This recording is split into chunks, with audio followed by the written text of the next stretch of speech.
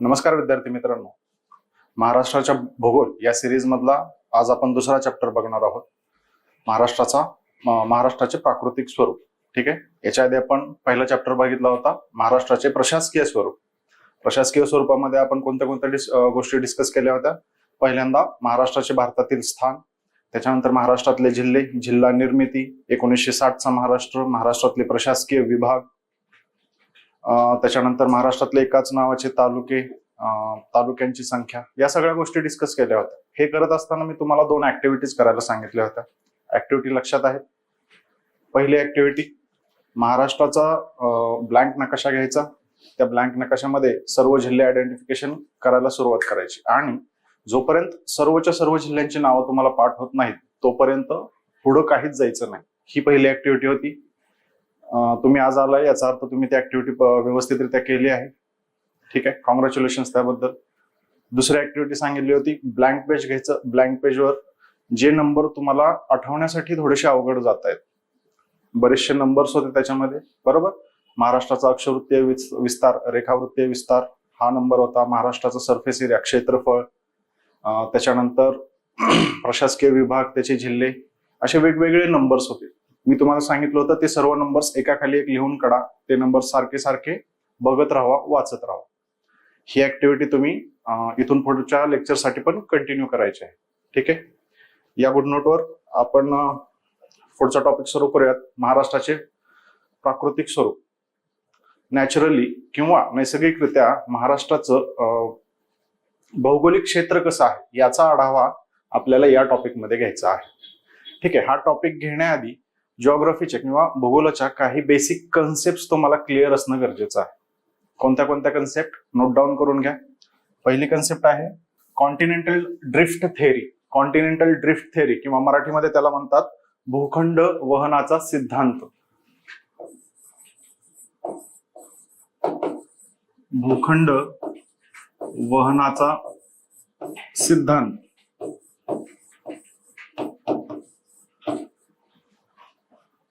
ठीक आहे, continental drift theory.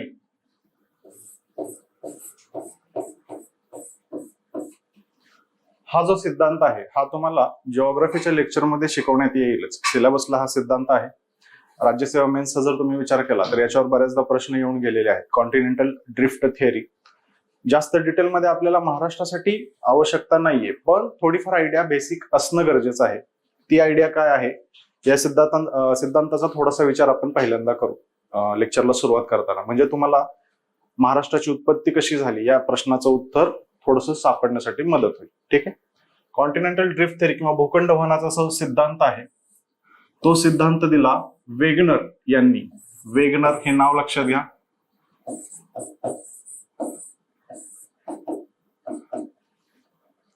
Wegener, ठीक आहे, जर्मन हवामान शास्त्रज्ञ आहेत, म्हणजे त्या काळी होते. वेगनर यांनी हा सिद्धांत दिलाय. या सिद्धांतानुसार पृथ्वीचा जर विचार केला तर पृथ्वीचं जे मोठे मोठे खंड आहेत हे खंड एकाच जागी पहिल्यापासून नव्हते. जे आज अस्तित्वात आहेत, ज्या पद्धतीनं अस्तित्वात आहेत ते त्या पद्धतीनं पहिल्यापासून अस्तित्वात नव्हते ज्यावेळेस पृथ्वीची उत्पत्ती झाली त्याच्यानंतर. ठीक आहे, काय झालं, भूखंड हे वाहत जातात. त्यांना काहीतरी ठराविक दिशा आहे, त्या ठरलेल्या दिशेप्रमाणे ते भूखंड वाहत जातात. अशा पद्धतीचा हा भूखंड वहनाचा सिद्धांत आहे. नावामध्येच दिले बघा. कॉन्टिनेंट आहेत ते ड्रिफ्ट होतात, आपली जागा सोडतात, एका जागेकडून दुसऱ्या जागेकडे. अशा प्रमाणे त्यांचं मुवमेंट ही चालू असते. हा एवढा सोपा सिद्धांत आहे. डिटेलमध्ये तुम्हाला जिओग्राफीच्या दुसऱ्या लेक्चरमध्ये ते कळेल. आपल्याला फक्त थोडीशी बेसिक आयडिया एवढीच गरजेची आहे की असे भूखंड आहेत, हे भूखंड वेगवेगळ्या पद्धतीने वेगवेगळ्या दिशेने वाहतात. त्याच्यानंतर दुसरा महत्वाचा सिद्धांत आहे, नोट डाऊन करून घ्या. दुसरा महत्वाचा सिद्धांत आहे सी फ्लोर स्प्रेडिंग. ठीक आहे, इंग्लिशमध्ये त्याला सी फ्लोर स्प्रेडिंग म्हणतात, मराठीमध्ये समुद्रतळ विस्तार म्हणतात.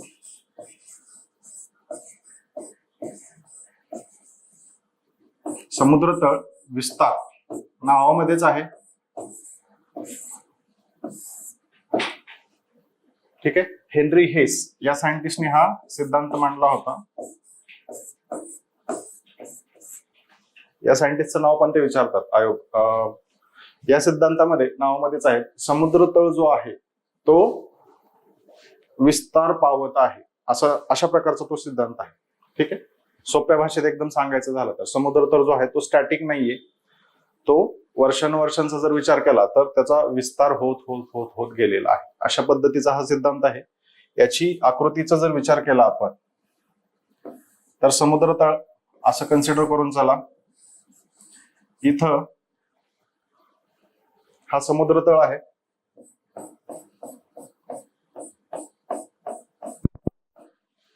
मध्ये भेग पडलेली आहे आणि या भेगेतून लावारस हा बाहेर पडत असतो समुद्राच्या तळाशी. ठीक आहे. हा लावारस जसा बाहेर पडेल तसा पाण्याच्या कॉन्टॅक्ट मध्ये येतो, थंड होतो. बरोबर. आणि ते लावारसाचं बाहेर पडण्याचं प्रमाण, लावारसाचं बाहेर पडण्याची जी सायकल आहे ती कंटिन्यू चालू आहे. तर काही वर्षांनी काय होईल, खूप वर्षांचा जर आपण विचार केला तर नवीन लावारस इथं तयार होईल, जुना इकडे सरकलेला असेल या बाजूला, सेम या केसमध्ये. तर हळूहळू हा समुद्र तळ जो आहे तो विस्तार पावत असतो. येते सर्वांच्या लक्षात. समुद्र तळ हा अशा पद्धतीनं विस्तार पावत असतो. सोप्या भाषेमध्ये सांगायचं झालं तर एवढी गोष्ट. आता इथं विस्तार पावतोय. ठीक आहे. दुसऱ्या कोणत्या तरी बाजूला जिथं हा संपतो तिथं तो पुन्हा जमिनीमध्ये गाडला जातो. एका जागी तो बाहेर पडत असतो, एका जागी जमीन तयार होत असते आणि दुसऱ्या जागी जमीन पुन्हा गाडली जाते. अशा पद्धतीचा हा सिद्धांत आहे समुद्र तळ विस्तार, हेनरी हेस यांनी दिलेला. त्याच्यानंतर तिसरा महत्वाचा सिद्धांत, ही नावं नोट डाऊन करून घ्या. ठीक आहे. ही नावं नोट डाऊन करून घ्या. एनसीआरटी जर घेतली आपण, एनसीआरटी मध्ये फिजिकल जिओग्राफीच्या सेक्शन मध्ये तुम्हाला हे खूप जास्त डिटेलमध्ये वाचायला मिळेल. ठीक आहे. त्याच्यानंतर हे दोन सिद्धांत झाले. तिसरा महत्वाचा सिद्धांत आहे plate tectonic theory. Plate tectonic theory म्हणजे काय? मराठीमध्ये त्याला म्हणतात भूपट्ट विवर्तनिकी सिद्धांत.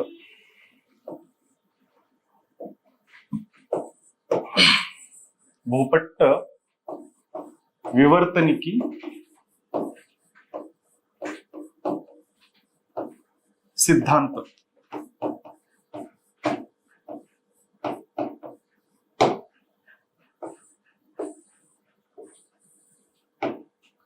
प्लेट टेक्टॉनिक थिअरी याच्यामध्ये काय सांगितलेलं आहे, पृथ्वीचा आपण जर पृष्ठभागाचा विचार केला तर तो वेगवेगळ्या प्लेट्स पासून तयार झालेला आहे, वेगवेगळ्या भूपट्टांपासून तयार झालेला आहे. ठीक आहे. आणि हे भूपट्ट एकमेकांना भिडलेले आहेत, एकमेकांपासून लांब जात आहेत, एकमेकांना समांतर जात आहेत. अशा पद्धतीचा हा सिद्धांत आहे प्लेट टेक्टॉनिक थिअरी. येते सर्वांच्या लक्षात. भारताचा जर विचार केला तर भारत ऑस्ट्रेलिया प्लेट अशा प्रकारची प्लेट आहे, जी दोन प्लेट इथं महत्वाच्या बघा, दोन भूपट्ट इथं महत्वाचे आहेत. पहिला भूपट्ट युरेशिया, युरेशिया नावच आहे.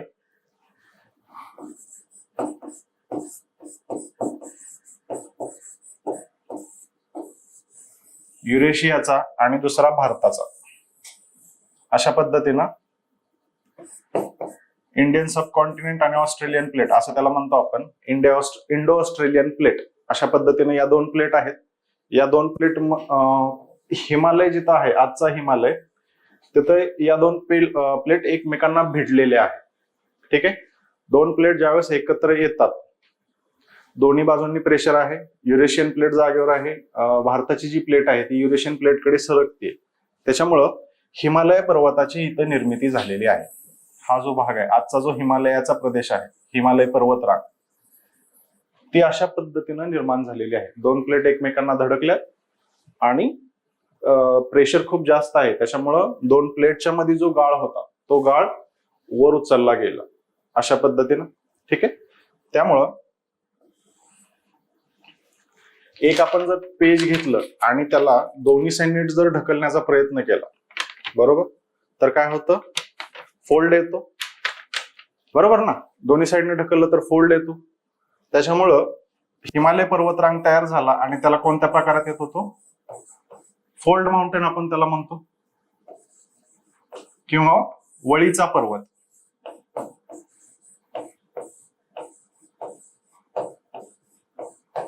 हिमालयाचा जर विचार केला तर तो वळीचा पर्वत आहे, कारण फोल्ड आहेत, वेगवेगळ्या फोल्ड्स अशा पद्धतीनं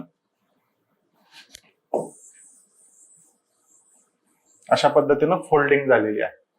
ठीक आहे, इथपर्यंत सर्वांना क्लिअर? प्लेट टेक्टॉनिक कळालं, बेसिक माहित असणं गरजेचं आहे. काय प्लेट्स आहेत, मूव्ह होतात, प्लेट्स आहेत, त्यांची काहीतरी ठरलेली मुवमेंट आहे. भारताचा जर विचार केला आपण, भारताच्या जॉग्रफीचा, महाराष्ट्र जॉग्रफीचा विचार करतो, महाराष्ट्र तो भारतामध्ये, याचा जर विचार केला तर या दोन प्लेट्स महत्वाच्या, युरेशियाची प्लेट बरोबर, हिमालयाच्या पलीकडे असणारी, आणि भारताची प्लेट, इंडो ऑस्ट्रेलियन प्लेट, या दोघांच्या इंटरॅक्शन मधून हिमालय पर्वताची निर्मिती झाली. आणि ही इंटरॅक्शन होत असताना आपला जो कोकण किनारपट्टीचा प्रदेश आहे तिथं पण या गोष्टीचा इम्पॅक्ट पडला. ठीक आहे, हा आपला रेफरन्स पॉइंट. आपण हे कशासाठी बघतोय तर या इंटरॅक्शनमुळे आपल्या इकडे पण बरेचसे चेंजेस झाले. ते चेंजेस काय ते आपण थोडेसे डिटेलमध्ये बघूया. आणि याच्यानंतर राहिलेला एक महत्वाचा सिद्धांत आहे, तो सिद्धांत म्हणजे, सिद्धांत म्हणता येणार नाही त्याला, सीमा किंवा बाउंड्रीज. प्लेट्सच्या ज्या बाउंड्री आहेत, भूपट्टांच्या ज्या बाउंड्रीज आहेत, त्या बाउंड्रीज विषयी थोडीशी माहिती. त्यांना आपण बाउंड्रीज असंच म्हणतो.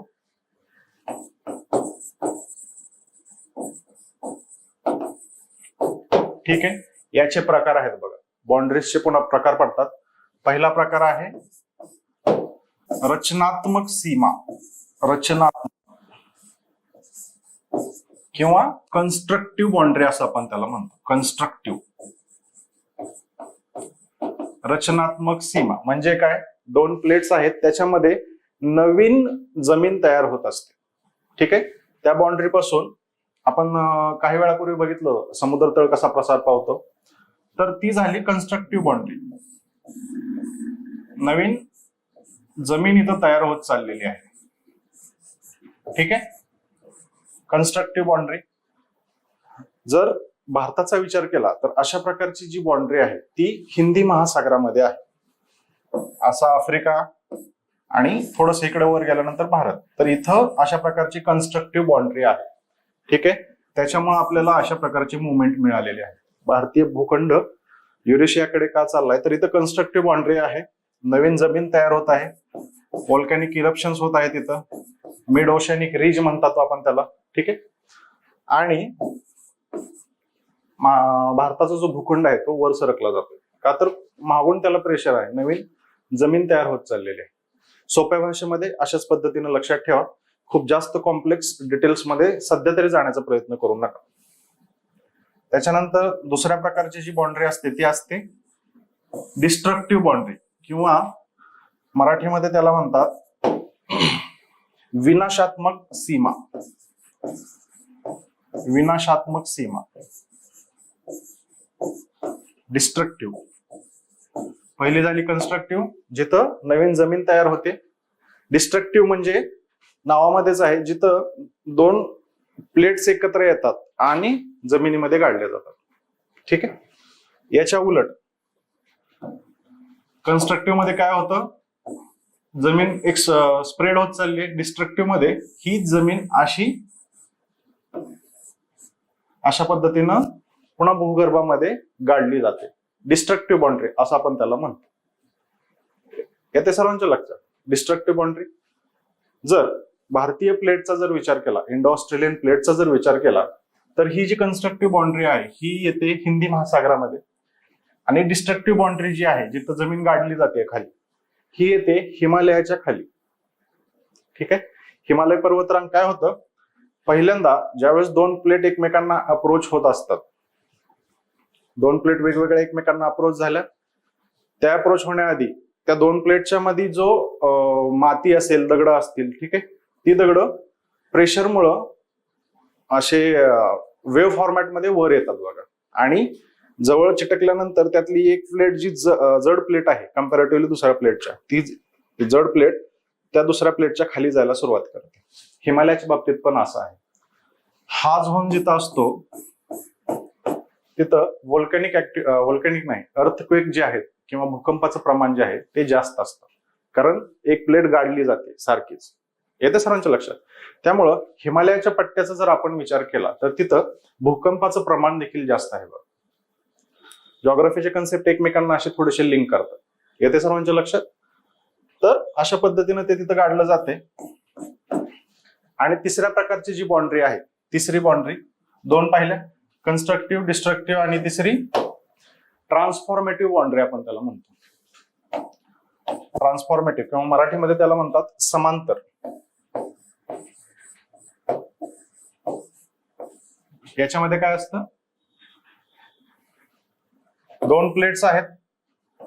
पहिल्यांदा काय होतं, दोन प्लेट्स एकमेकांपासून दूर जात आहेत. इथं काय होतं, दोन प्लेट्स एकमेकांना भिडतायत आणि याच्यामध्ये काय होतं, एकमेकांना समांतर जात आहेत, घासून जात आहेत.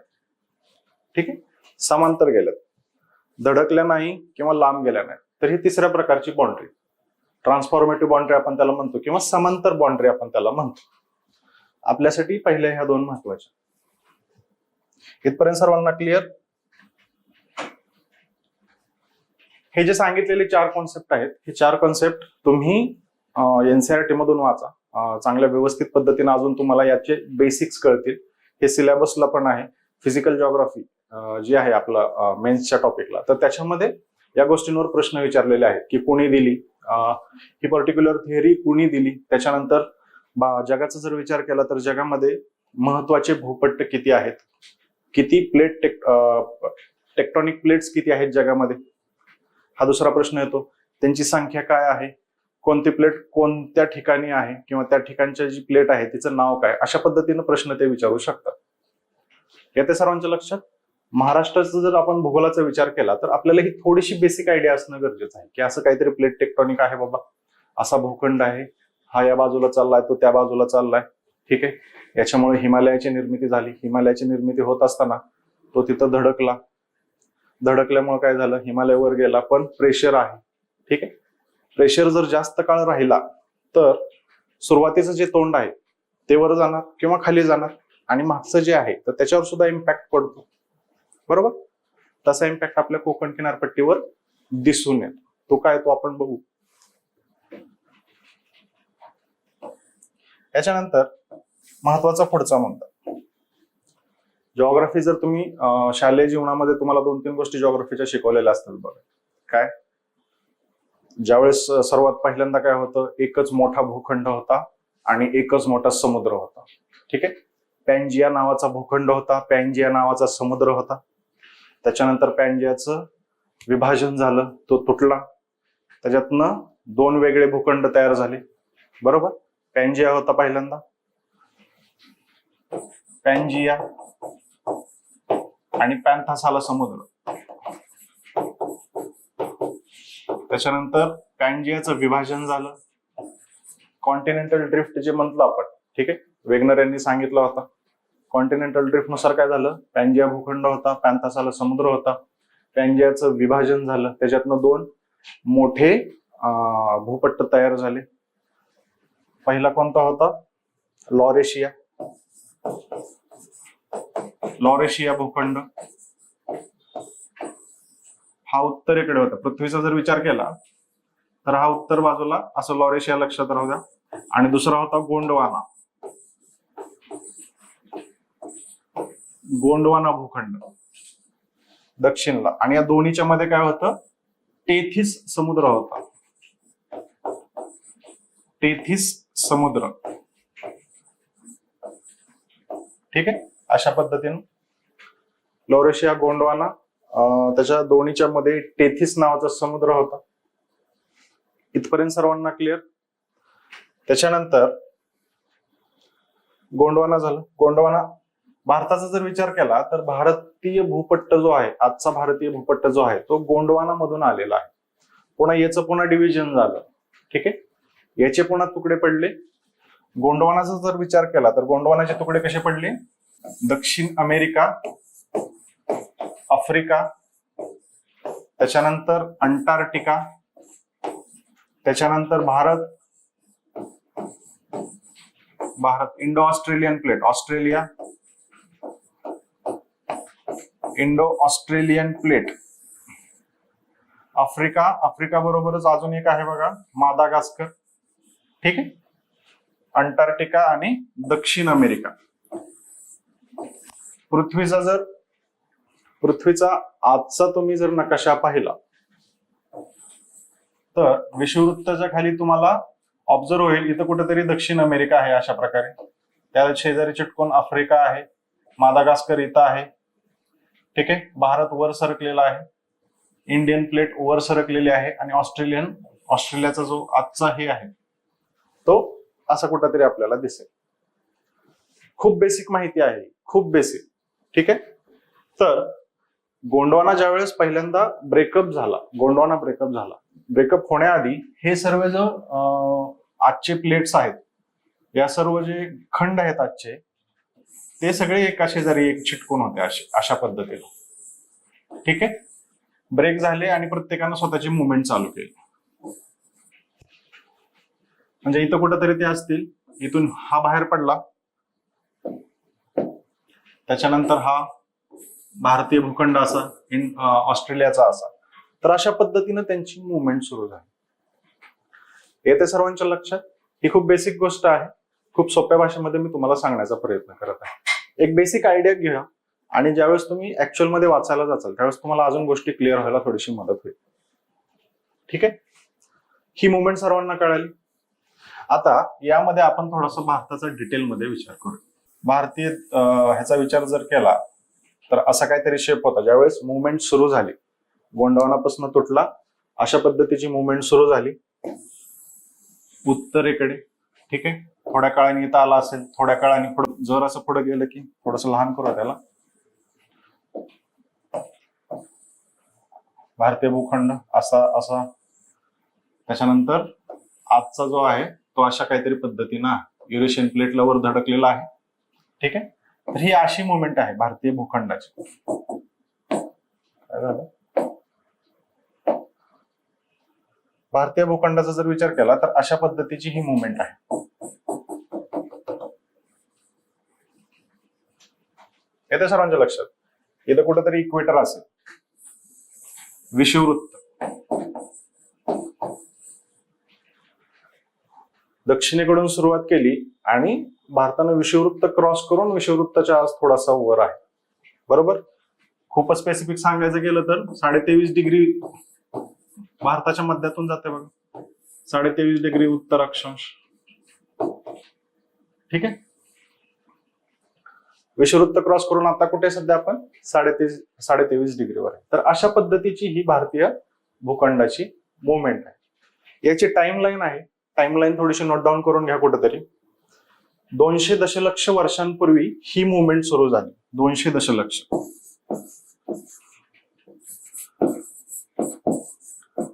200 मिलियन इयर्स.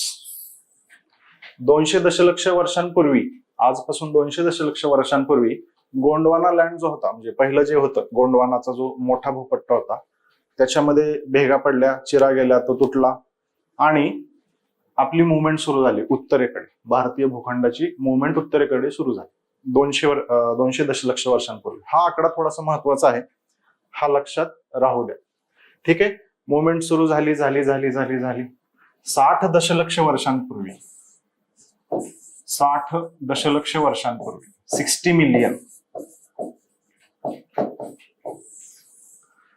60 मिलियन इयर्स, 60 दशलक्ष वर्षांपूर्वी इथं कुठंतरी समुद्रामध्ये आजचं रियुनियन बेट आहे, रियुनियन बेट आहेत समुद्रामध्ये, ठीक आहे.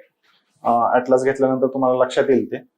तर या ठिकाणी आल्यानंतर व्होल्कॅनिक ऍक्टिव्हिटी सुरू झाली भारतीय भूखंडामध्ये. व्होल्कॅनिक ज्वालामुखी ऍक्टिव्हिटी सुरू झाली, ठीक आहे. ज्वालामुखीला चिरा जमिनीला भेगा पडल्या आणि त्यातून लावारस बाहेर पडायला सुरुवात झाली. इथपर्यंत सर्वांना क्लिअर? येते लक्षात?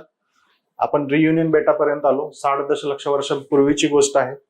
इथं आल्यानंतर जमिनीला भेगा पडल्या, त्याची कारणं बरीच आहेत, त्या कारणांमध्ये जाऊ नका, तेवढं जास्त गरजेचं नाहीये.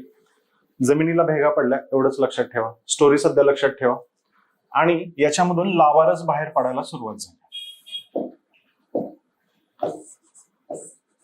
लावारस बाहेर पडला. आता ही जी व्होल्कॅनिक ऍक्टिव्हिटी किंवा ही जी ज्वालामुखीय घटना होती ही घटना आजच्या ज्वालामुखींप्रमाणे नव्हती. आजच्या म्हणजे बेसिक उदाहरण देतो तुम्हाला. न्यूजपेपरमध्ये बरेचदा तुम्ही वाचलेलं असतं बघा, ज्वालामुखीचा विस्फोट झाला, खूप मोठा लावारस, खूप मोठा ज्वालामुखीची व्हॉल्कॅनिक डेब्री जी म्हणतो आपण त्याला, ती आकाशामध्ये उडाली वगैरे. तर अशा प्रकारचं नव्हतं हे. जमिनीला भेगा पडल्या, बसाल्टिक लावा होता, तो हळूहळू जमिनीतनं बाहेर आला आणि सर्वकडे पसरला. ठीक, पसरला, थंड झाला, भेगा तशाच राहिल्या होत्या, पुन्हा त्यातनं लावा बाहेर आला, सगळीकडे पसरला, तो थंड झाला, आणि ही सायकल कंटिन्यू चालत राहील कितीतरी लाख वर्ष कंटिन्यू. ठीक आहे. आजच्या एका एस्टिमेट नुसार ही सायकल किती वेळा झाली? 29 वेळा ही सायकल झाली असं म्हटलं जातं. 29 वेळा, 2-9 हा आकडा तेवढा लक्षात ठेवा. ठीक आहे. कारण आज ज्यावेळेस आपण याचं क्रॉस सेक्शन घेतो त्यावेळेस आपल्याला असे 29 डिस्टिंक्ट लेयर दिसतात. ठीक आहे. 29 असे थर दिसतात आपल्याला. त्याच्यावरून अनुमान काढलं गेलं की अशी ही जी ऍक्टिव्हिटी आहे ती 29 वेळा झालेली असावी. सर्वांना इथपर्यंत क्लिअर? मग याच्यापासून एक, हे जो लावा बाहेर पडला तर याच्यापासून एक फिजिकल फीचर तयार झालं भारतीय उपखंडामध्ये. सर्वांच्या लक्षात येतं? हा लावा बाहेर पडला, थंड झाला, याच्यापासून एक भौगोलिक क्षेत्र तयार झालं वेगळ्या पद्धतीचं. ते भौगोलिक क्षेत्र जर आज आपल्याला आयडेंटिफाय करायचं असेल तर त्याला आपण म्हणतो दख्खनचे पठार.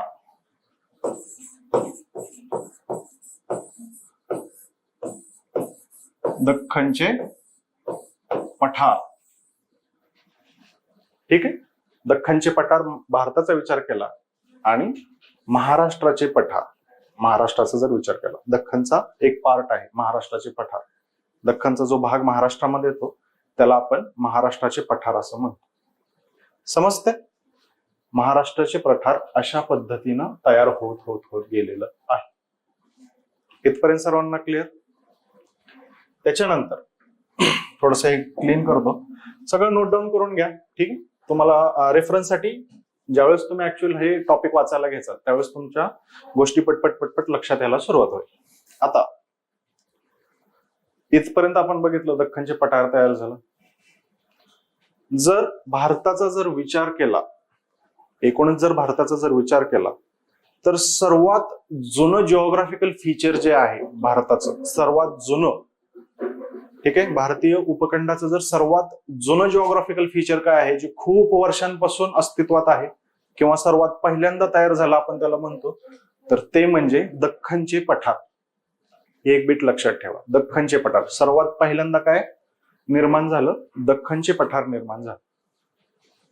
ही मुवमेंट पुन्हा कंटिन्यू पुढे चालू राहिली. आपली मुवमेंट जी आहे या गोष्टी घडत गेल्या, ही मुवमेंट पुन्हा हळूहळू कंटिन्यू पुढे चालू राहील. इथपर्यंत सर्वांना क्लिअर येते? त्याच्यानंतर ठीक आहे, टाइमलाईन मध्ये दोन गोष्टी आपण पाहिल्या. पहिली गोष्ट काय, 200 दशलक्ष वर्षांपूर्वी भूखंड तुटला आणि उत्तरेकडे त्याची मुवमेंट सुरू झाली. दुसरी गोष्ट काय पाहिली, 60 दशलक्ष वर्षांपूर्वी 60 मिलियन इयर्स अगो काय झालं, जमिनीला भेगा पडल्या. ठीक आहे. भ्रंशमूलक उद्रेक, मराठीमध्ये त्याचं नाव जर सांगायचं झालं तर भ्रंशमूलक उद्रेक झाले, त्याच्यापासून दख्खनच्या पठाराची निर्मिती. ते भ्रंशमूलक उद्रेक झाले 60 दशलक्ष वर्षांपूर्वी. त्याच्यानंतर 40 ते 50 दशलक्ष वर्षांपूर्वी, 60 झालं, आता 40 ते 50 दशलक्ष वर्षांपूर्वी या दोन प्लेट एकमेकांना भिडल्या. येते सर्वांचं लक्षात? हा कालखंड खूप मोठा आहे बघ. जर विचार करायला गेलं तर हा कालखंड खूप मोठा आहे. दशलक्ष वर्ष, 1 दशलक्ष म्हणजे 10 लाख. 40 ते 50 दशलक्ष वर्ष अंदाज तुम्ही करू शकता. खूप मोठा कालखंड आहे. ठीक आहे. या प्लेट्स जसे जसे जवळ येत गेल्या तसं तसं याच्यामध्ये जे समुद्राचं पाणी होतं ते हळूहळू कमी होत गेलं. बरोबर ना? जवळ गोष्टी येत जातील तसं कमी. त्याच्यानंतर काहीतरी इथं नद्या असतील, त्या नद्यांनी गाळाचं निक्षेपण इथं काहीतरी केलेलं असेल, इकडे वाहणाऱ्या त्या काळच्या, ज्यांचं आज अस्तित्व नाहीये. ठीक आहे. इथं काहीतरी गाळाचं निक्षेपण केलेलं असेल आणि हळूहळू क्रॉस सेक्शनचा जर विचार केला, पहिल्यांदा जास्त हे असेल, दोन्हीच्या मध्ये खोली असेल, त्याच्यानंतर ही खोली हळूहळू हळूहळू भरत गेली. अशा पद्धतीने ही खोली भरत गेली. ठीक आहे, जसं जवळ येतील तसं. आणि एका सर्टन लिमिट नंतर काय होतं, पेपर सांगितलं तुम्हाला सरळ आहे, एका सर्टन लिमिट नंतर ही खोली भरली गेली असं कन्सिडर करून चला. ठीक आहे, एका सर्टन लिमिट नंतर काय होतं, जसं आपण प्रेस करतो तसं ते वर जायला लागतं. येते लक्षात? एक हात वर घेऊ दे, एक हात खाली जाऊ दे, तरी देखील ते वर जायला लागतं. अशा पद्धतीने इथं फोल्डिंग झाली, फोल्डिंग किंवा वली हे पडल्या, फोल्डिंग होत गेली आणि आजचा हिमालय तिथं तयार झाला. इथपर्यंत सर्वांना क्लिअर? या दोघांची जी इंटरॅक्शन झाली अशा पद्धतीनं आणि हिमालय तयार झालं. हिमालयाचा जर आपण विचार केला, हिमालय पर्वतरांगेचा जर विचार केला तर खूप अनस्टेबल आहे हिमालय पर्वतरांग. कशामुळं?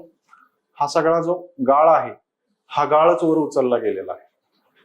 ठीक आहे, खडक नाहीयेत, खूप मोठ्या प्रमाणात इथं खडक नाहीयेत, हा गाळ आहे. गाळाचं काय असतं, खडकाचा आणि मातीचा जर विचार केला तर माती लगेच ढासळते बघा, खडक तशी ढासळत नाही, खडक फिट्ट बसतात एकमेकांवर, माती ढासळत जाते. त्याच्यामुळं हिमालयामध्ये भूकंपाचं पहिली गोष्ट प्रमाण जास्त आहे. का? तर तिथं प्लेट एका खाली एक जातात म्हणून. ठीक आहे, टेक्टोनिक ऍक्टिव्हिटी तिथं खूप जास्त आहे आणि वर उचललेलं जे लँडमास आहे, ठीक आहे, ते स्टेबल नाहीये. त्याच्यामुळे पाऊस खूप जास्त प्रमाणात झाला की तिथं भूस्खलनाचं प्रमाण देखील जास्त आहे. लागते लिंक सर्व तुम्हाला आता? बरोबर, भूस्खलनाचं प्रमाण हिमालयामध्ये जास्त आहे. दरडी कोसळतात बघा, खूप दरडी कोसळतात हिमालयात, तो खूप धोका आहे. पाऊस झाला होता मध्ये, खूप मोठ्या प्रमाणात ढगफुटी झाली होती, त्याच्यानंतर दरडी कोसळल्या होत्या वगैरे वगैरे. या सगळ्या गोष्टी एकमेकांना अशा पद्धतीने इंटरलिंक आहे.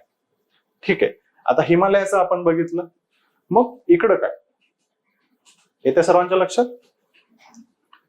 इथं या गोष्टीमुळे काय होतं, स्ट्रेस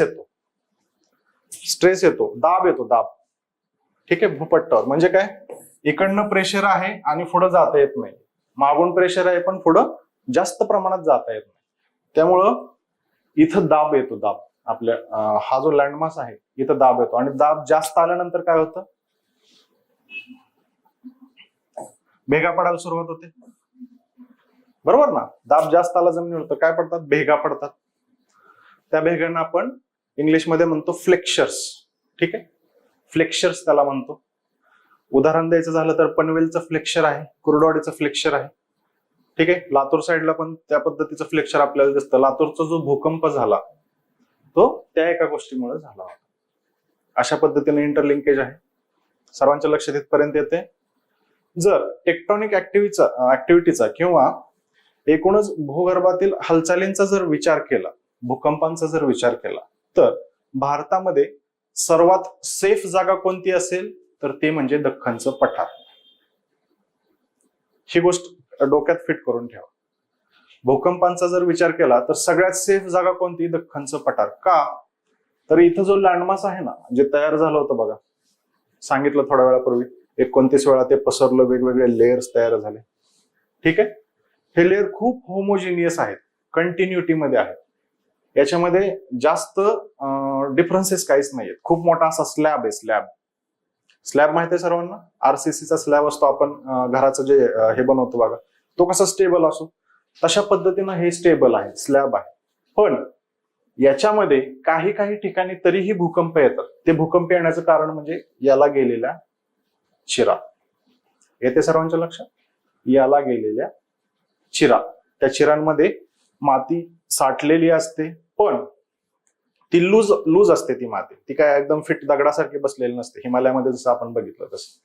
आणि हा आपले जे प्लेट आहेत या स्टेबल नसल्यामुळे यांच्यामध्ये थोडीफार मुवमेंट होत असते. ठीक आहे, कधी कधी ती मुवमेंट त्या मातीच्या रेझिस्टन्स पेक्षा जास्त होते आणि झटका बसतो. अशा पद्धतीनं इथे हे भूकंप येत राहतात. सोप्या भाषेमध्ये या गोष्टी तेवढ्याशा लक्षात राहू द्या. ठीक आहे, कळालं? आता महाराष्ट्र स्पेसिफिक थोडासा विचार करू. अशा पद्धतीनं महाराष्ट्राची रफ मध्ये आकृती. इथं सह्याद्री पर्वतरांग आहे. थोडंसं आयडेंटिफाय करण्याचा प्रयत्न करू पहिल्यांदा, कुठं काय आहे. या बाजूला कोकणची किनारपट्टी आहे आणि या बाजूला महाराष्ट्राचं पठार, अशा पद्धतीने.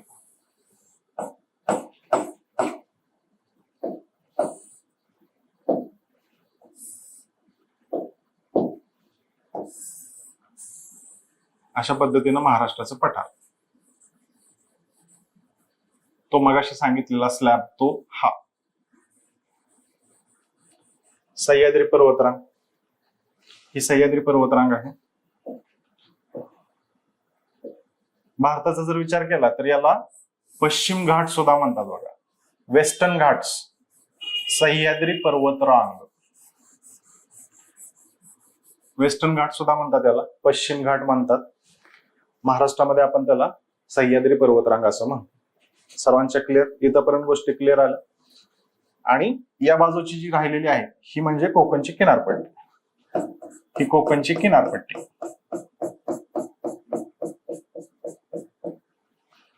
इथपर्यंत सर्वांना क्लिअर? महाराष्ट्राचे प्राकृतिक विभाग जर विचार केले तर महाराष्ट्राचे 3 प्राकृतिक विभाग आहेत. कोणते? कोकण हा पहिला, दुसरा सह्याद्री पर्वतरांग किंवा पश्चिम घाट, आणि तिसरा महाराष्ट्राचे पठार. ठीक आहे, हे 3 प्राकृतिक विभाग महाराष्ट्रामध्ये आहेत. आता याची निर्मिती कशी झाली? आता याची निर्मिती आपण बघितली. भ्रंशमूलक उद्रेक झाले महाराष्ट्र पठार. रियुनियन बेटाजवळ आल्यावर 29 वेळा लावाचा उद्रेक झाला, भ्रंशमूलक उद्रेक झाला, 29 लेयर झाले आणि या स्लॅबची हा स्लॅब निर्माण झाला. याची जाडी खूप जास्त आहे. डिटेलमध्ये आपण थोड्या वेळाने जाऊ, याच्याविषयी स्पेसिफिक माहिती थोड्या वेळाने घेऊयात आपण.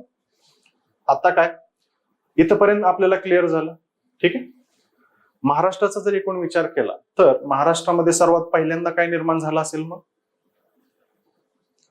येत्या सर्वांच्या लक्षात, महाराष्ट्राचे पठार हे पहिल्यांदा निर्माण झालं. ज्यावेळेस आपली मुवमेंट चालू होती म्हणजे अजूनही चालू आहे, त्यावेळेस थोडस अंतर शिल्लक, म्हणजे आफ्रिकेतनं बाजूला पडल्यानंतर थोडस अंतर शिल्लक राहिल्यानंतर मादागास्कर तुटला आपल्यापासून. मादागास्करचं जे आजचं बेट आहे ते तुटलं. ते तुटत असताना इथं बऱ्याच गोष्टी घडल्या.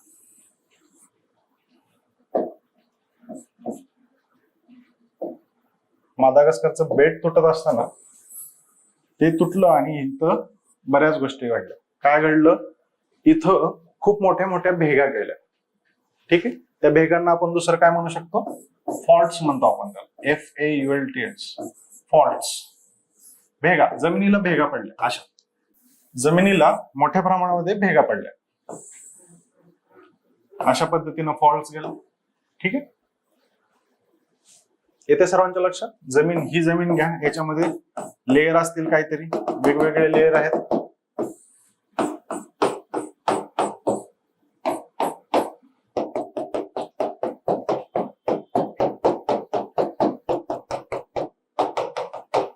आणि अशा पद्धतीच्या भेगा तिथं पडल्या. क्लिअर सर्वांना इथपर्यंत?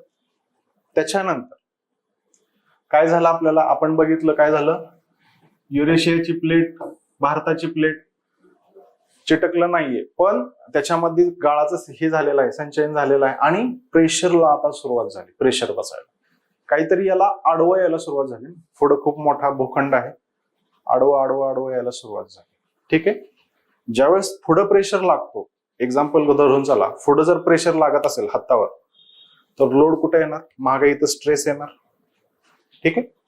पुढं आपण प्रेशर देतोय, स्ट्रेस कुठे येणार? मागे येणार ना आपल्याला. तर भारताचा जर विचार केला तर तो स्ट्रेस मग इथं जर लागत असेल तर इथं कुठेतरी तो स्ट्रेस आला. ठीक आहे. पण ऑलरेडी त्याला भेगा पडलेला आहे आणि तो स्ट्रेस आहे. याच्यामुळे काय होतं, या भेगातला जो हा भूखंड आहे,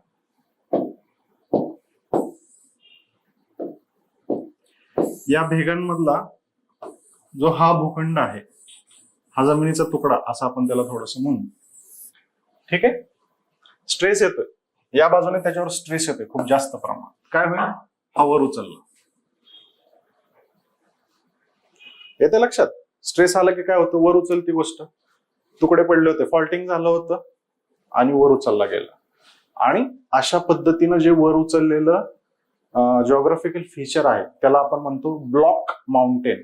ब्लॉक माउंटेन, इंग्लिशमध्ये त्याला म्हणतो आपण ब्लॉक माउंटेन. ठीक आहे. मराठीमध्ये त्याला काय म्हणतो आपण, ठोकळा पर्वत. ठोकळा.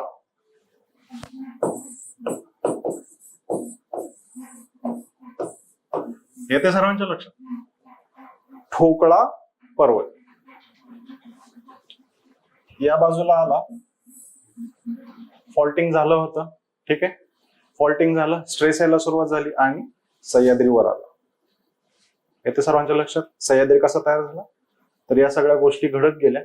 हे बरेचसे फॅक्टर्स आहेत बघा, एक गोष्ट केली म्हणून नाही, हजार फॅक्टर्स एकमेकांना इंटरॅक्ट करत आहेत. तुम्हाला सोप्यात सोपं सांगण्याचा मी प्रयत्न करतो. ठीक आहे. टेक्निकली जर विचार करायचा गेला तर ही प्रोसेस खूप कॉम्प्लेक्स आहे.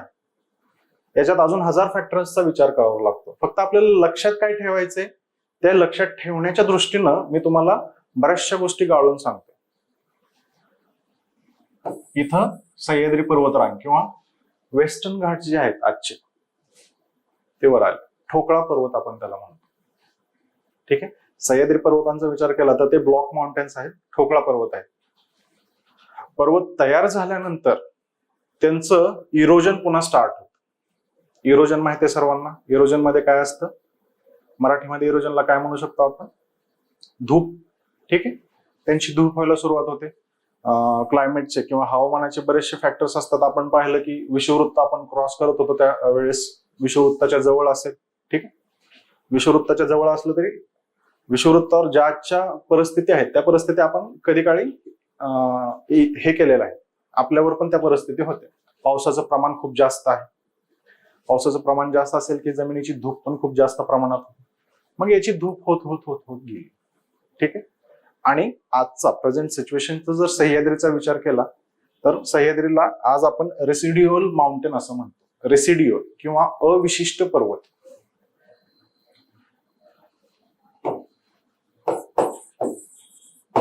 रेसिड्युअल किंवा अविशिष्ट.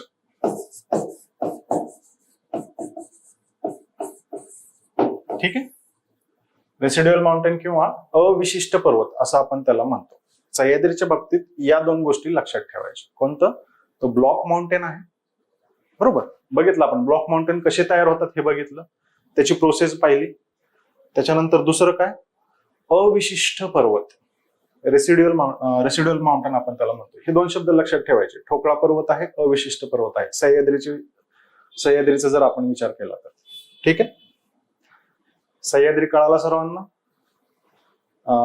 महाराष्ट्राचे पठार आपण पाहिले. महाराष्ट्राचे पठार पहिल्यांदा तयार झालं, त्याच्यानंतर सह्याद्री तयार झालं. येत्या सर्वांच्या लक्षात? दोन गोष्टी पाहिल्या आपण. आता राहिलं तिसरं, कोकणची किनारपट्टी. हा स्ट्रेस होता. स्ट्रेस पुन्हा लक्षात ठेवायचा. स्ट्रेस आहे. स्ट्रेस असला की थोडंसं डिफॉर्मेशन व्हायला सुरुवात होते बघा. हा सरळ आहे माझा हात. स्ट्रेस द्यायला सुरुवात केलं की हात बेंड व्हायला सुरुवात होते. इथं बेंड होतोय, इथं लगेच बेंड होतोय, पण इथं तो पुन्हा वर उचलला जातो. अशा पद्धतीने कोकण किनारपट्टीचा जर विचार केला तर तसा स्ट्रेस या ठिकाणी पण आला. सह्याद्रीच्या कोणत्या बाजूला? पूर्व बाजूला. ठीक आहे. आणि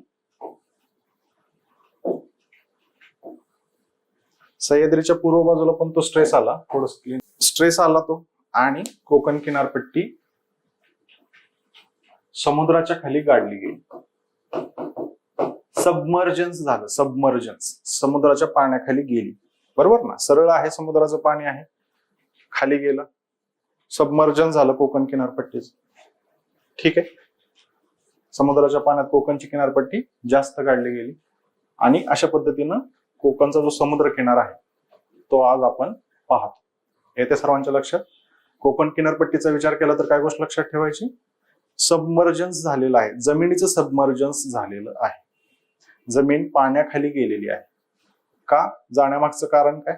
हजार कारण आहेत. लक्षात राहण्यासाठी काय? स्ट्रेस होता, स्ट्रेस आला, सबमर्जन्स झाला. ठीक आहे. एवढी सोपी गोष्ट लक्षात ठेवा. आता या प्रोसेसवर आयोग तुम्हाला प्रश्न विचारणार नाही. फक्त ह्या गोष्टी तुम्हाला लक्षात असाव्यात म्हणून खूप सिंपल करून सांगतोय. ठीक आहे. ह्या गोष्टी खूप कॉम्प्लेक्स आहेत. फक्त लक्षात राहण्यासाठी ती सिम्प्लिसिटी आणण्याचा मी याच्यामध्ये प्रयत्न करत आहे. समजते सर्वांना? कोकण किनारपट्टी विषयी असं.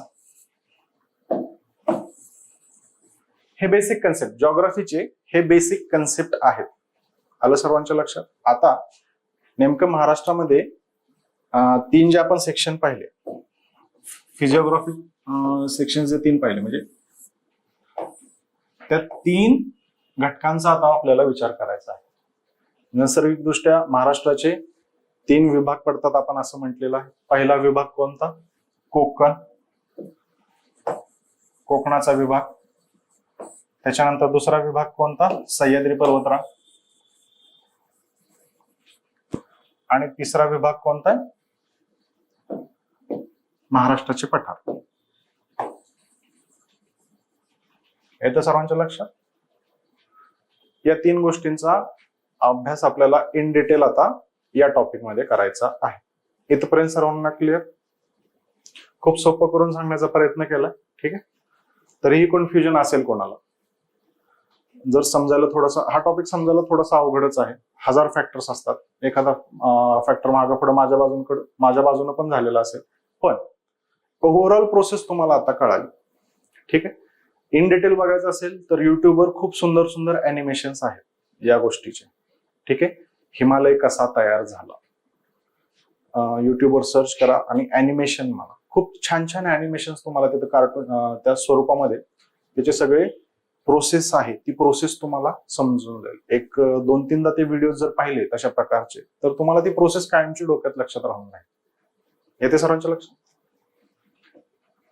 तर हे 3 विभाग आपल्याला बघायचे आहेत.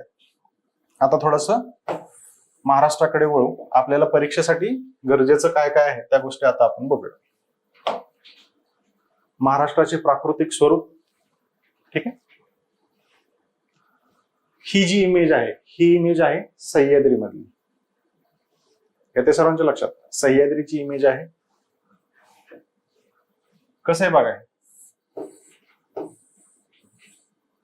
अशा पद्धतीने सुळके निघालेले दिसतात वर, आणि ओव्हरऑलच वर आलेले आहे. हा जो भूखंड आहे हा ओव्हरऑल वर आलेला आहे.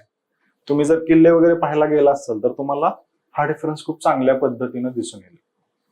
येते सर्वांच्या लक्षात. त्याच्यानंतर महाराष्ट्राची प्रादेशिक ओळख हा एक वेगळा टॉपिक आहे. याच्यामध्ये कोकण आपण पाहिला. कोकणाविषयी काय माहिती आहे? सह्याद्री पर्वतरांग जर आपण बेसलाईन घेतली तर सह्याद्री पर्वतरांगेच्या पश्चिम दिशेकडे, ठीक आहे. दिशांचं थोडंसं सांगायचं राहिलं, दिशा सांगायच्या राहिल्या. महाराष्ट्र उत्तर, पूर्व, पश्चिम आणि दक्षिण. इथं कोकण किनारपट्टी आहे, त्याच्या शेजारी सह्याद्री पर्वतरांग आहे. येते सर्वांच्या लक्षात. कोकण किनारपट्टी सह्याद्री पर्वतरांगेच्या पश्चिमेकडे आहे. पश्चिमेकडे ही दिशा लक्षात ठेवा. याच्यावर आयोग प्रश्न विचारतो, ठीक आहे. कंबाईनची एक्झाम आहे, आपल्याला वेळ पुरत नाही, ठीक आहे. 100 प्रश्न असतात, 1 तासाचा वेळ असतो. बरेचसे प्रश्न अवघड असतात आणि सोपे जे प्रश्न आहेत ते शेवटी टाकलेले असतात. हा एक सोपा प्रश्न आहे, पण हा शेवटी येतो. आपण पहिल्यांदाच बराच वेळ घालवलेला असतो. शेवटच्या 5 मिनिटात राहिलंय काय आपण त्याचा ओव्हरव्ह्यू घ्यायला जातो, बघतो आणि गडबडीत काहीतरी चुकीचं उत्तर तिथून गोल करून येतो. पश्चिमेच्या ऐवजी पूर्वेकडे, ठीक आहे. ही बेसिक कन्सेप्ट आहे. इथं मार्क घालवायचा नाही. इथं जर तुमचा मार्क गेला तर तुम्ही कॉम्पिटिशनच्या बाहेर, मी आजच सांगतो तुम्हाला, ठीक आहे. त्यामुळं सह्याद्री पर्वतरांगेच्या पश्चिमेकडे कोकण किनारपट्टीचा विस्तार आहे. हा जो भूभाग आहे कोकणाचा, हा सह्याद्रीच्या पश्चिमेकडे आहे. येथे सर्वांच्या लक्षात. त्याच्यानंतर पश्चिमी किनारपट्टीचा प्रदेश महाराष्ट्रातील एकूण 7 जिल्ह्यांचा या कोकणामध्ये समावेश होतो. एकूण 7 जिल्हे. कोणते कोणते केले तुम्ही? जिल्ह्यांची ऍक्टिव्हिटी केली आहे ना, सगळ्यांच्या लक्षात असेल. कोणते कोणते जिल्हे कोकण किनारपट्टीमध्ये? पहिल्यांदा पालघर,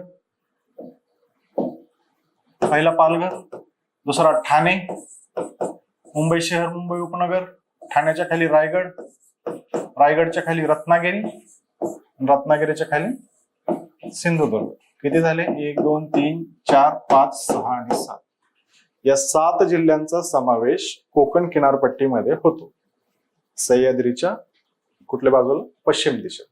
ठीक आहे, हे जिल्हे सह्याद्रीच्या पश्चिम दिशेला येतात. इथपर्यंत सर्वांना क्लिअर? त्याच्यानंतर हा झाला कोकण विभाग. प्रादेशिक नाव बघतोय आपण पहिल्यांदा कोकण.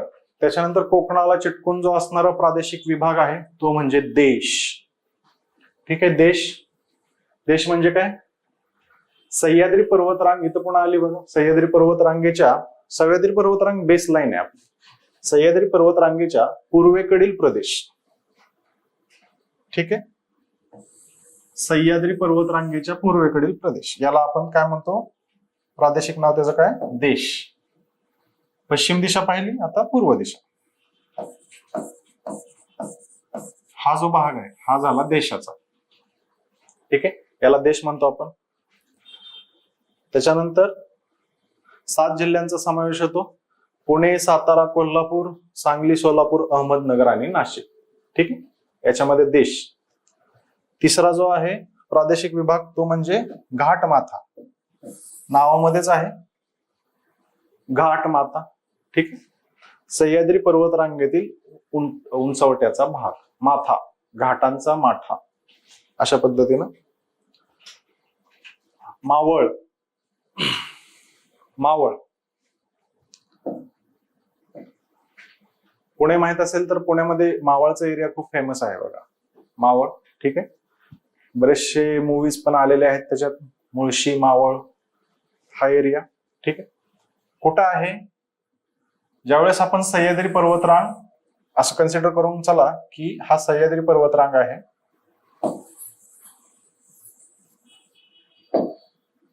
सह्याद्री पर्वतरांग आहे अशा पद्धतीनं. आपण ज्यावेळेस पश्चिमेकडून पूर्वेकडे जातो तर हा जो उत्तरणीचा भाग आहे ना, उत्तरणीचा भाग हा झाला मावळ. मावळे, मावळे, मावळ अशा पद्धतीने लक्षात ठेवा. त्याच्यानंतर हा कशासाठी फेमस आहे? मावळ शेतीचा जर विचार केला तर तांदळाचं उत्पादन खूप जास्त प्रमाणात इथे घेतलं जातं. ठीक आहे, तांदूळ उत्पादन सह्याद्रीच्या पूर्वेकडे जर विचार केला तर तांदळाचं उत्पादन घेतलं जातं. पश्चिमेकडे तर घेतलं जातं, कोकण आहे. ठीक आहे, पूर्वेकडे पण तांदळाचं उत्पादन घेतलं जातं. कोणता भाग येतो? मावळ येतो. आणि कोणता तांदूळ फेमस आहे इथला? इंद्रायणी तांदूळ ऐकला असेल सर्वांनी. इंद्रायणी सुवासिक तांदूळ आहे बघा, असं रेफरन्स ठेवायचं लक्षात तो. त्याच्यानंतर पुढचा प्रादेशिक विभाग आहे खानदेश. खानदेश ऐरणी. आपले मित्र असतात जनरली ऐरणीमध्ये बोलतात. ठीक आहे, ऐरणी भाषा त्यांनाच कळते, बाकीच्या महाराष्ट्रामध्ये कळत नाही. ठीक आहे, भाषेचा तो वेगळेपण आहे. ऐरणी भाषा खानदेशामध्ये बोलली जाते. आपले ऐरणी भाषेतले मित्र पण असतात बघा, ऐकायला खूप छान वाटतं. यस, कुठं आहे ते? उत्तर महाराष्ट्रातील तापी खोऱ्याचा प्रदेश. ठीक आहे, उत्तर महाराष्ट्रातील तापी खोऱ्याचा प्रदेश. उत्तर महाराष्ट्र, उत्तर दिशा ही हा तापी नदी इथं वाहते. पश्चिम वाहिनी नदी आहे तापी. ठीक आहे, हा उत्तर महाराष्ट्रातील तापी नदी खोऱ्याचा जो प्रदेश आहे तो म्हणजे खानदेश. याच्यामध्ये कोणत्या कोणत्या जिल्ह्यांचा समावेश होतो? नंदुरबार. ठीक आहे, नंदुरबार. त्याच्या खाली असणारा ठाणे आणि जळगाव.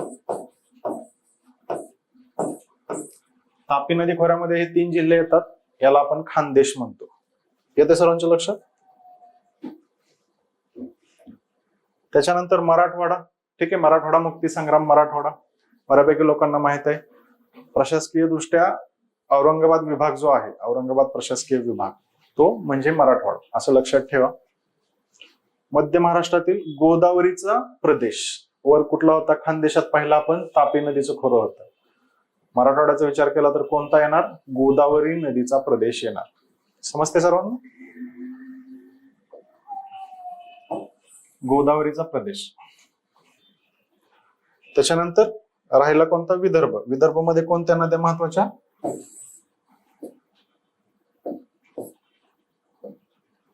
गोदावरीचं विदर्भातलं खोरं, वर्धा, वैनगंगा, पैनगंगा या नद्या.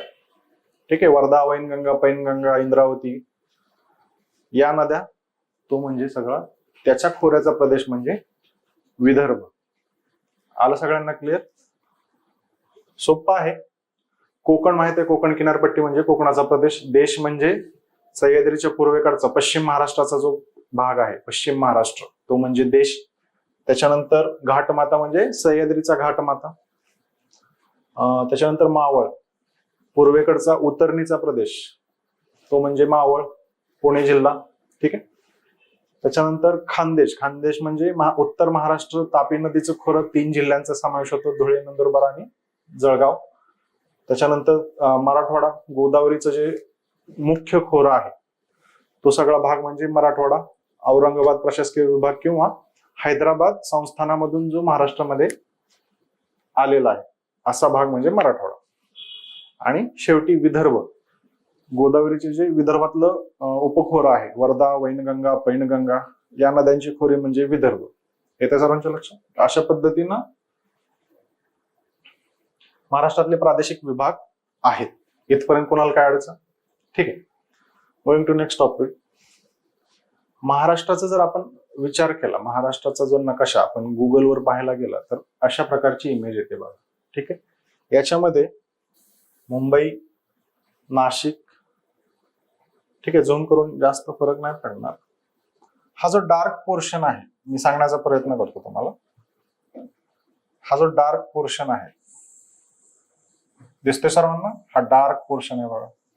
हा जो डार्क पोर्शन दिसतोय हे म्हणजे सह्याद्री, सह्याद्री पर्वतरांग. दिसत नाहीये, थोडंसं अजून डार्क करतो. ही झाली सह्याद्री पर्वतरांग. येते सर्वांच्या लक्षात? सह्याद्री दिसला आता? हा डार्क पोर्शन दिसतो तो सह्याद्री. त्याच्यानंतर इकडं पण एलिव्हेशन दिसतं थोडस डार्क.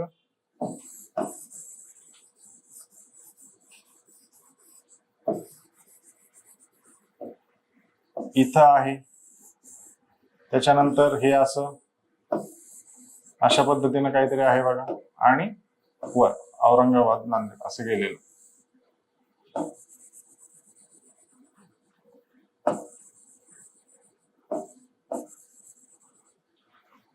गुगलवर महाराष्ट्र टाका. महाराष्ट्र टाकल्यानंतर सॅटेलाइट व्ह्यू ऑन करा. तुम्हाला अशा पद्धतीचं एलिव्हेशन वाला महाराष्ट्र दिसून जाईल. ठीक आहे. तो वाटल्यास रेफरन्सला आत्ताच व्हिडिओ पॉज करा आणि आत्ताच तो एकदा बघून घ्या, म्हणजे मी काय सांगतो ते तुम्हाला व्यवस्थित लक्षात येईल. हा सह्याद्री, हा सह्याद्रीच्या उपरांगा या दिलेल्या आहेत. ठीक आहे. सह्याद्री पर्वतरांगामधून उपरांगा निघालेल्या आहेत जे महाराष्ट्र पठाराकडे वाहतात. ठीक आहे. महाराष्ट्र पठाराकडे त्या पसरलेल्या आहेत अशा पद्धतीनं सह्याद्रीच्या उपरांगा. त्याच्यानंतर एकूणच महाराष्ट्रातलं जे एलिव्हेशन आहे, चढ उतार जे आहेत ते सर्व या इमेज मध्ये क्लिअर होऊन जातात. लक्षात येईल. जसा जसा रेफरन्स येईल तसं मी तुम्हाला पुन्हा एकदा सांगण्याचा त्या गोष्टी प्रयत्न करेल. त्याच्यानंतर महाराष्ट्राची प्राकृतिक रचना, उंचीनुसार महाराष्ट्राचं इथं विभाजन तुम्हाला थोडंसं दिसतं. ठीक आहे. उंचीनुसार उंचीचं तिथं तुम्हाला टेबल दिलेलं आहे आणि इकडची उंची दिलेली आहे. आता हा जो हिरवा दिसतोय प्रदेश, हा हिरवा,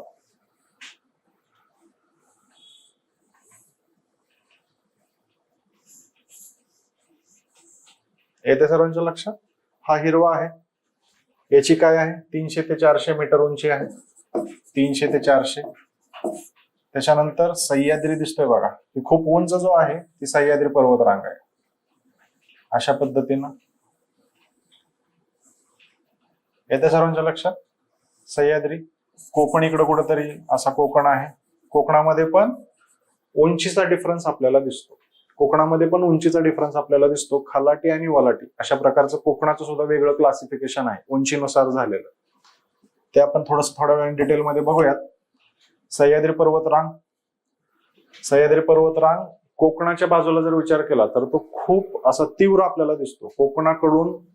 कोकणात उभं राहून जर सह्याद्रीकडे बघितलं तर खूप असं उंचच्या उंच पर्वतरांग दिसते सह्याद्रीच्या कोकणाच्या बाजूने. तेच आपण पुण्याच्या बाजूने बघितलं, कुठून पूर्वेकडनं, तर आपल्याला उंच तर आहे ते, पण जो उंचवटा कोकणाकडून दिसतो तशा प्रकारे ते दिसत नाही. ग्रॅज्युअली वर वर वर वर गेलेलं आपल्याला ते दिसतं.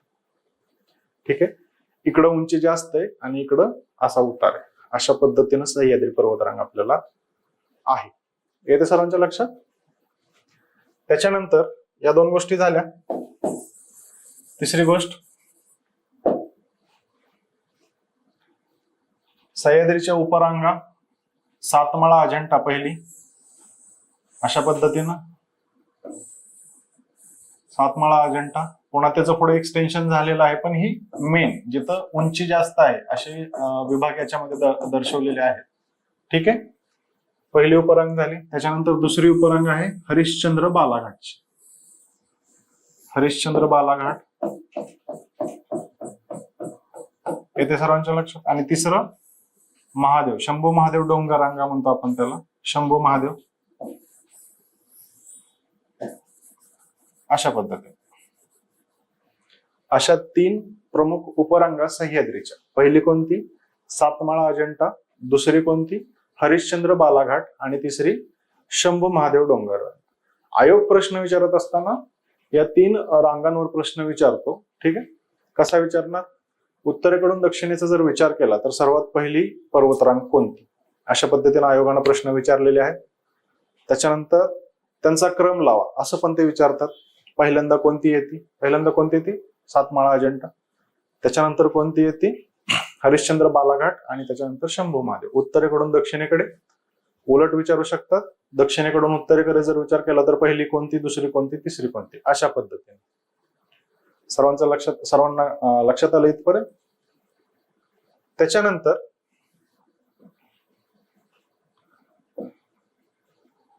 आता उंचीनुसार आपण बघितलं, दोन पर्वतरांगांच्या मध्ये ज्या डोंगर रांगा आहेत, ज्या दोन डोंगर रांगा आहेत त्याच्यामध्ये पुन्हा आपल्याला सपाट प्रदेश दिसतो बघा, सपाट प्रदेश.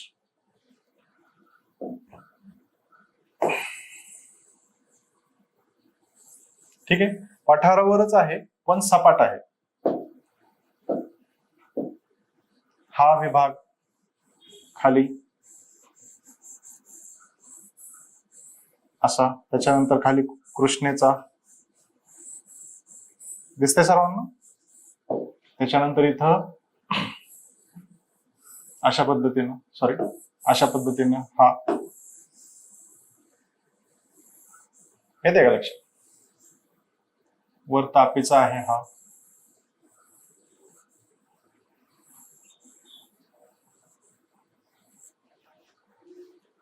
हा जो प्रदेश आहे याच्यामध्ये महाराष्ट्रातल्या प्रमुख नद्यांची खोरी आहे. ही नद्यांची खोरी या डोंगर रांगांमुळं वेगळी झालेली आहे. या डोंगर रांगा त्या नदी खोऱ्यांचं जलविभाजनाचं काम करतात. एकूणच सह्याद्रीचा विचार जर केला तर सह्याद्री पर्वतरांग जी आहे ती महाराष्ट्राचा प्रमुख जलविभाजक आहे असं आपण म्हणतो. अर्थ काय असतो जलविभाजनाचा? नावामध्येच आहे. जलविभाजन करतो म्हणजे नेमकं काय करतो? यामध्ये दोन गोष्टी असतात. महाराष्ट्राचा जर विचार केला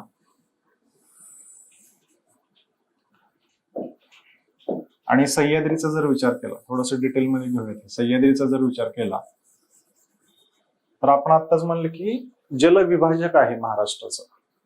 म्हणजे काय? जल विभाजित करतो, महाराष्ट्रामधलं जल आहे ते विभाजित करतो, पाण्याचं विभाजन करतो. कशा पद्धतीनं ते आपण म्हणू शकतो? पहिली गोष्ट, सह्याद्रीच्या पूर्वेकडे ज्या नद्या आहेत त्या सह्याद्रीच्या पूर्वेकडच्या नद्या उगम सह्याद्रीमध्ये पावतात पण जातात कुठं? बंगालच्या उपसागरामध्ये. गोदावरी कशी जाणार? गोदावरीचा ठीक आहे, समजून घेण्यापुरतं घ्या, अशी कशी तरी गोदावरी जाते. त्याच्यानंतर भीमा नदी कृष्णेला जाऊन मिळते खाली, अशा पद्धतीनं. ठीक आहे, पूर्ववाहिनी नद्या या सगळ्या, याचं जलविभाजनाचं काम सह्याद्री करतो. ठीक आहे, सॉरी हे झालं. आणि पश्चिमेकडच्या ज्या नद्या आहेत त्या अरबी समुद्राला जाऊन मिळतात. या पश्चिम वाहिनी नद्या आणि या पूर्व वाहिनी नद्या. हे तर सर्वांना लक्षात. जल विभाजनाचं काम करतो. इकडं तू इकडं जायचं नाही रे, तू तिकडं जायचं नाही. ठीक आहे, नद्यांच्या बाबतीत हे झालं.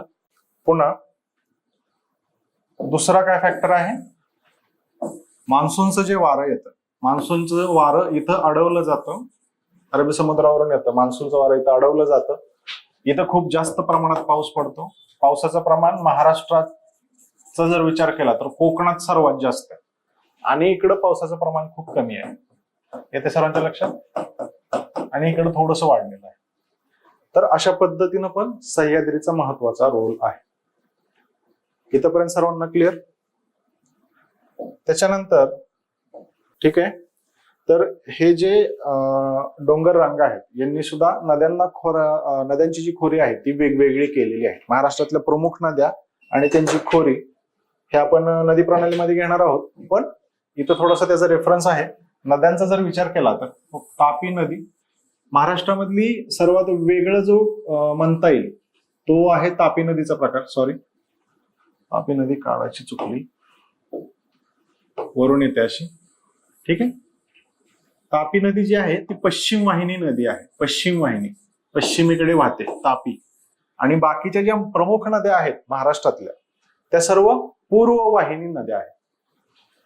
इथपर्यंत सर्वांना क्लिअर. गोदावरीचा जर विचार केला तर गोदावरी अशा पद्धतीने वाहत जाते. ठीक आहे, गोदावरी नदी पूर्वेकडे वाहते. कुठं? बंगालच्या उपसागरामध्ये. त्याच्यानंतर दुसरी महत्वाची नदी आहे भीमा. ठीक आहे, आणि तिसरी महत्वाची नदी आहे कृष्णा. असं कुठेतरी त्यांचा संगम होतो आणि ती पुन्हा खाली जातो. महाराष्ट्रातल्या प्रमुख नद्यांचा जर विचार केला, आधी या बाजूचं बघूयात आपण, पश्चिमेकडच्या साईडचं. त्या नद्यानंतर थोडंसं डिस्कस करू. तर तापी पश्चिमेकडे वाहते, ही पूर्वेकडे वाहते. भीमा आणि कृष्णा, ही नदी आहे भीमा आणि खालची आहे कृष्णा. ठीक आहे, महाराष्ट्रातल्या प्रमुख नद्या जर आपण पाहिल्या तर या 3 आहेत. या नद्यांना पण वेगळं करतात बघा या डोंगर रांगा.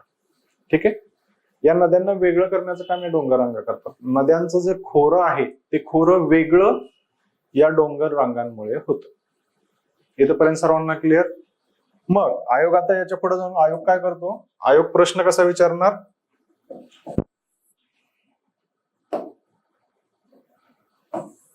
आयोगाने आजपर्यंत प्रश्न काय विचारले आहे की उत्तरेकडून जर दक्षिणेकडे आपण जाणार असो, हा महाराष्ट्र उत्तरेकडून जर आपण दक्षिणेकडे निघालो तर खालीलपैकी कोणते घटक क्रमानुसार येतात. आणि तो काय विचारलेला आहे त्यांनी, रेफरन्स साठी सांगतो. ही पहिली डोंगर रांग, ही दुसरी डोंगर रांग आणि ही तिसरी डोंगर रांग. असं नदीखोऱ्यांचा जर विचार केला तर पहिल्यांदा काय, तापी नदी या दिशेने वाहते, तापी. त्याच्यानंतर दुसरी आहे गोदावरी, गोदावरीच्या खाली आहे भीमा